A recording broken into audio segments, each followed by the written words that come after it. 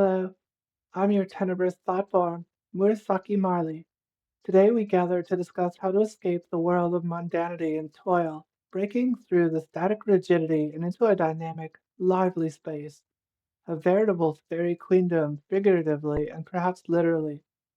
But the less whimsical and no less enchanting fairy kingdom is the topic of today's tongue tremblings. By this, I'm referring to the designing of worlds organized such that there is one or several central hubs with protruding spokes. We'll talk about what would drive someone up this path and indicate the right way to turn your game engine into something that fuels passengers to push past the finish line only to win a bronze medal.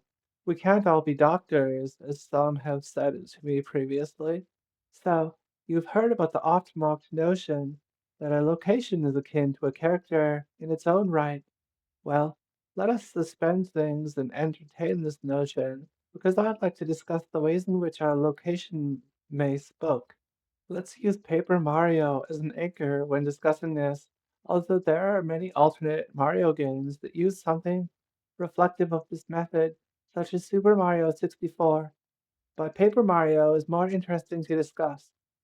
So you don't start in the hub.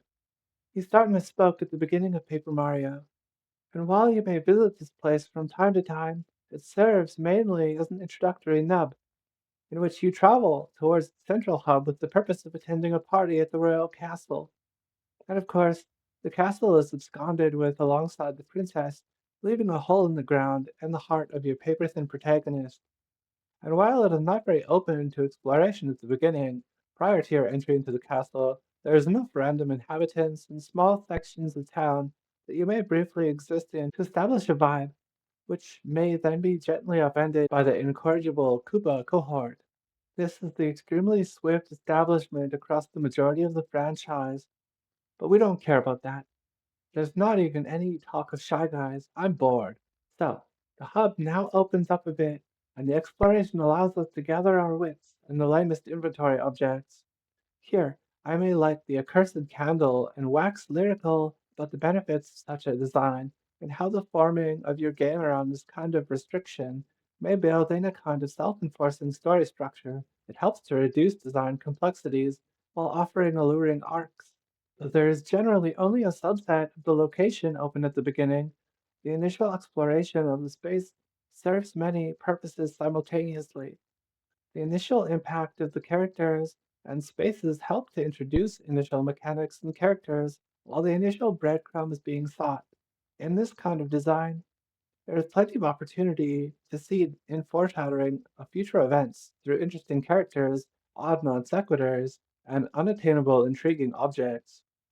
Generally, it is common for there to be a variety of gates in which to force the player to check a subset of boxes prior to progression.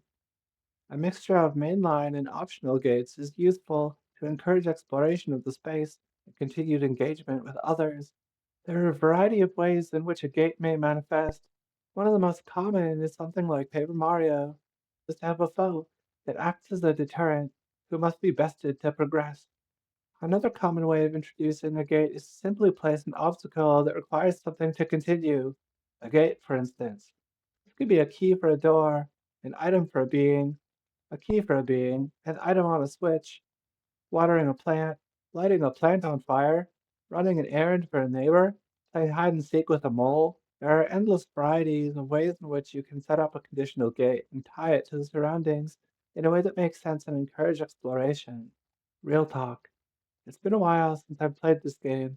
I'm going off memory, so forgive me if I introduce errors into my examples or blend different games together. The point will still be exemplified. Setting off on the pathway towards your first destination sees the player leaving the central hub and traveling one of the discrete spokes. Now, the initial breadcrumb that leads down this path will continue down to the terminus of the spoke. In this case, there is generally a pattern of exploration which serves to transition smoothly from the tone of the hub into a more zone-specific vibe. This is also where foreshadowing of things to come for this section can begin to be hinted at. It is generally followed up with a small town which is generally suffering a crisis. Similar to the main town, offers both an excuse for exploration of the town and its inhabitants, as well as allowing for delivery of eventual information items, and services that are relevant to progress. The solving of the puzzle will then generally lead through to another transitory area that terminates in the main area of the spoke, which will be the majority of the action and plot occurrence. Each spoke is built around a sub-arc, which is generally scoped to the spoke in which it exists. This allows for truncated tales, which can allow for a good rhythm and keep things fresh. As games are generally long relative to other forms of media, having this kind of progression built into things is useful and signals a useful expectation to the player that there are going to be interesting mechanical iterations, characters, and arcs periodically, which can help to keep things engaging and fresh. Depending on how the spoke is satisfied, there is an opportunity at this point to offer a manner in which to allow swift traversal back to the main location. However, I feel this is kind of a lost opportunity. The more interesting alternatives have the player backtrack through the environment in town, reflecting differences that have now occurred based on the actions of the player during the travel along the spoke initially.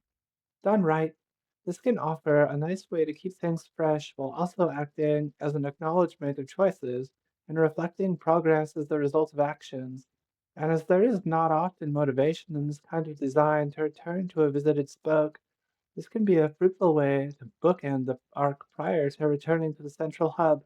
Upon returning to the main point of the game, this place too has undergone some kind of change which is hinted at to the player. Thus begins another revolution of the cycle. The town continues to change, expanding and being affected by external forces and as a consequence of your actions. The development of the main arcs through the development of the town and the inhabitants is a great way to showcase progression and allow for the character to build familiarity with others you don't travel with despite their existence being relatively static. The overall plot naturally lurches one notch further, and then the exploration of the town and solving of some puzzle establishes a new lead, and another spoke is followed, which begins a new sub-arc. While there may be some restriction of freedom, there is room for expression and exploration to be built into this kind of design while allowing for subversions of gates. Perhaps it is not always desired to offer these kinds of pattern breaks in something like Paper Mario.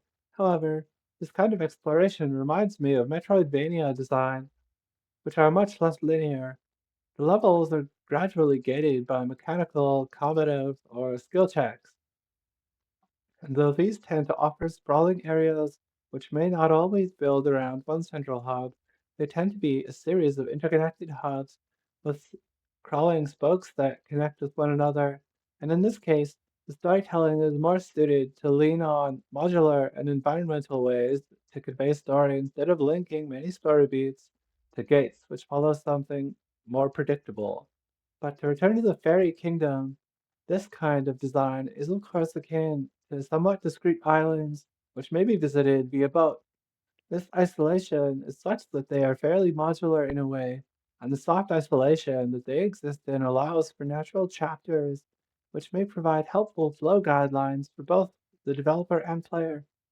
The developing and revisiting of things over time allows for the opportunity to follow naturally along a story arc, with each spoke lending itself to discovery, incident, rise in action, conclusion, and then the revisiting of things, which is the post climax jaunt, where you may appreciate the difference in power level, skill, characters, and environment that are the result of your actions on the spoke. As this plays out again through the continual visitation of the central hub until it finally leads down to the final spoke and into the end game. Games such as Skyrim often do not take advantage of providing alterations in revisited locations and lean on slight verbal acknowledgments and the doling out of loot in place of more consistent changes for the most part. In looking towards more aspirational examples, it becomes clear how additive the impact of environmental deformation and the power limiting of ecosystems can be. A good example of this principle in use is Hollow Knight, which is different from Skyrim in numerous ways. However, they are still faced with the same problem, which is the retreading of previously explored territory. Skyrim has several ways in which this is solved, with the two main solutions being the construction of linear circuitous map design and the allowance of teleportation. Although it is pleasant to not have to reverse course for the entirety of a location you've explored, especially When most of them are labyrinthian tunnels, the effect of constructing locations such that they always terminate at the entrance, a la Ouroboros, has limiting effects on the design considerations of the places themselves. The layouts that are constructed can be hampered by the design conceit that this must be the case, and this lessens the burden on alternate solutions to the problem of retracing steps. When not inside a building, an increasingly commonplace solution in large exploratory games has been teleportation or fast travel. This is arguably not a bad thing, depending on the overall design. However, I would argue that in favoring this default functionality, it is sacrificing opportunities and positive design pressures. Hollow Knight does provide fast transit opportunities.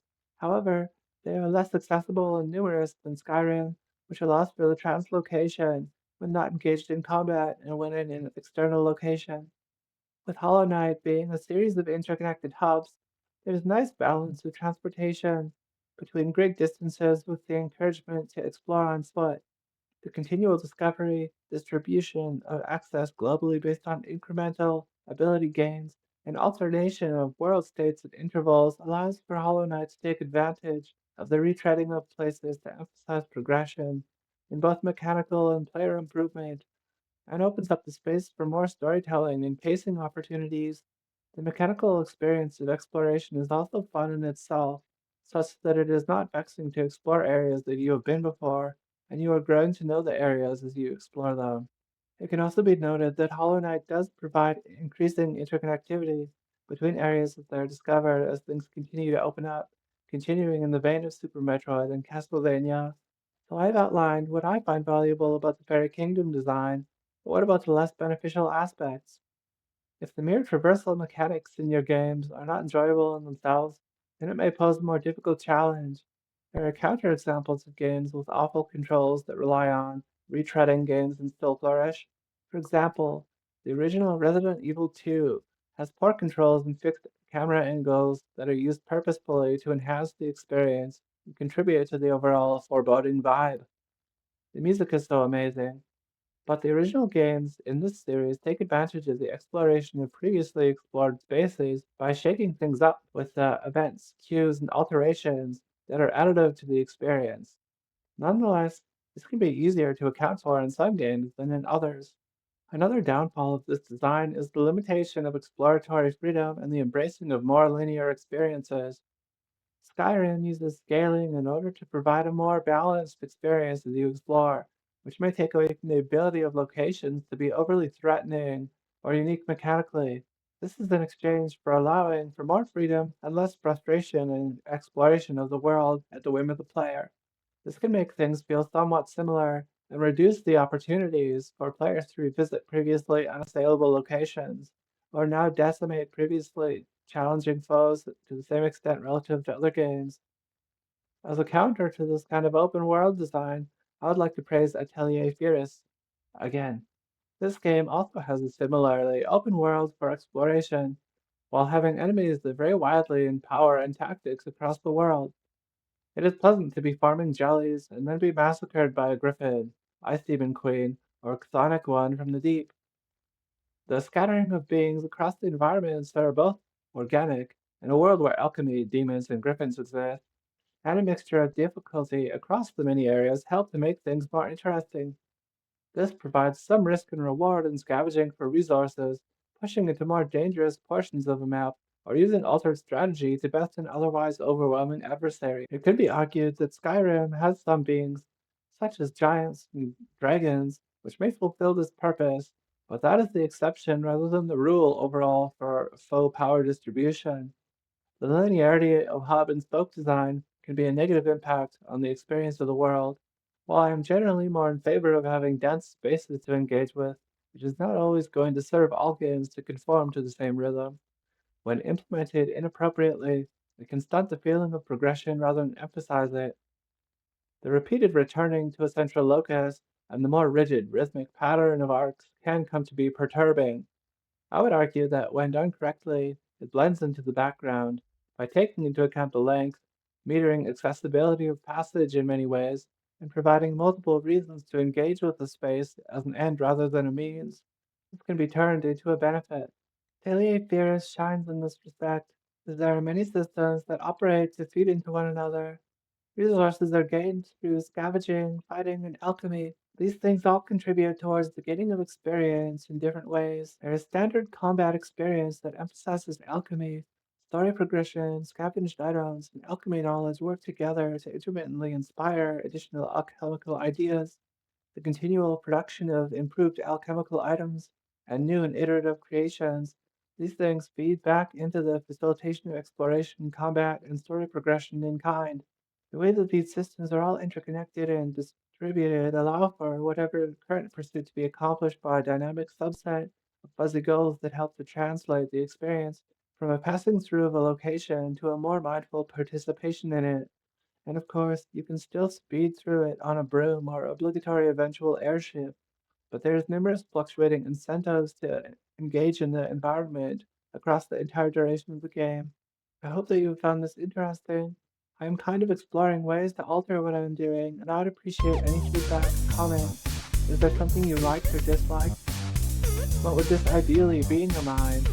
Anyway, I'm Murasaki Marley from DragonCast.com. I like to explore the intersection of psychology, game design, and storytelling. Please check out my ghost illustrator, Chanharu, through her Instagram link. Catch you later.